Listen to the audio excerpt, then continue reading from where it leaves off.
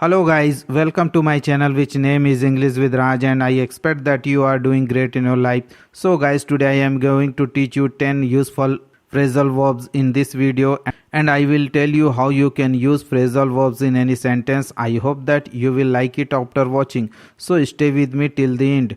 But first of all, if you are visiting my channel for the first time, then subscribe to the channel by pressing the red color button, as well as press the bell icon so as to whenever I will upload my new video the notification you will get first. So let's get started. So guys, सबसे पहले हम ये समझते हैं कि phrasal verb क्या होता है.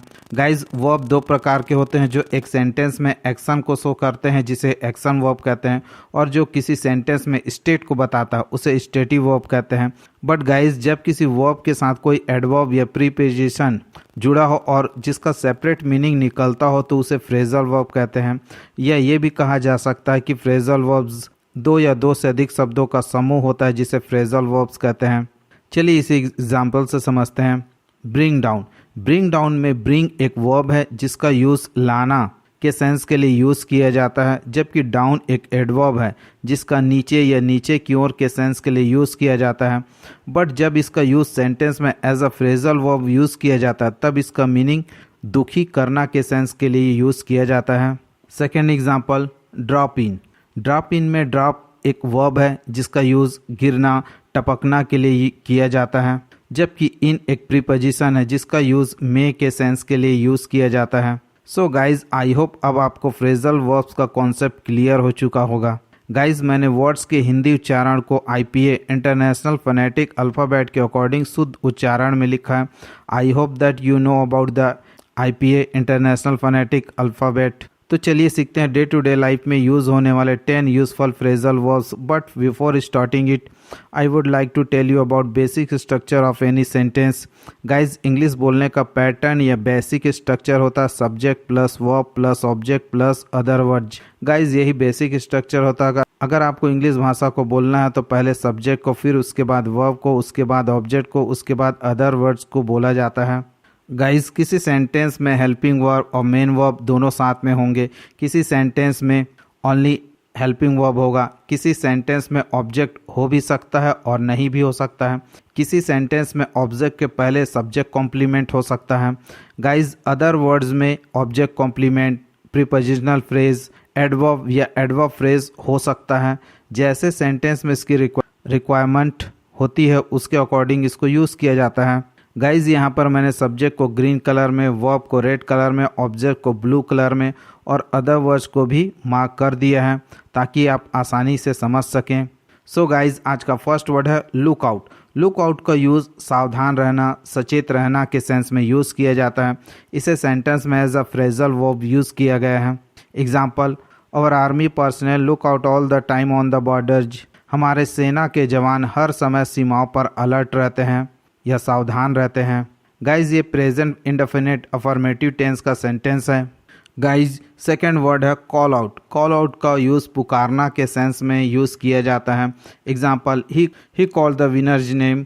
उसने विजेताओं के नाम पुकारे. गाइज, ये पास्ट इंडेफिनिट अफर्मेटिव टेंस का सेंटेंस है जिसमें वर्ब का सेकेंड फॉर्म यूज़ किया जाता है.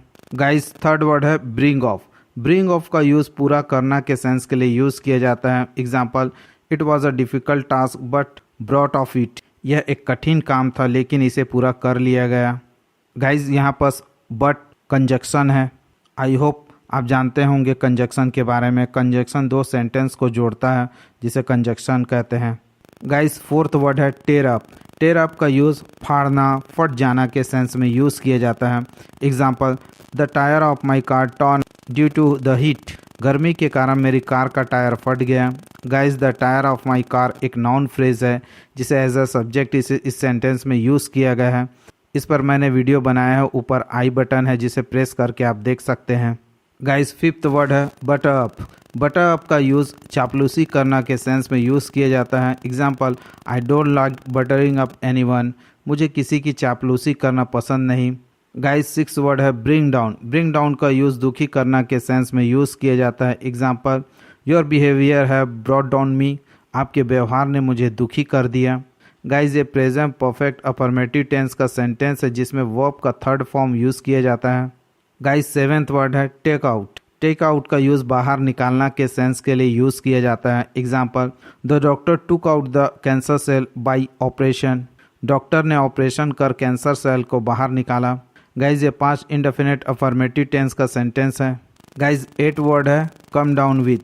कम डाउन विद का यूज़ बीमार होना के सेंस के लिए यूज़ किया जाता है। Example, my son came down with malaria. मेरे बेटे को मलेरिया हो गया है।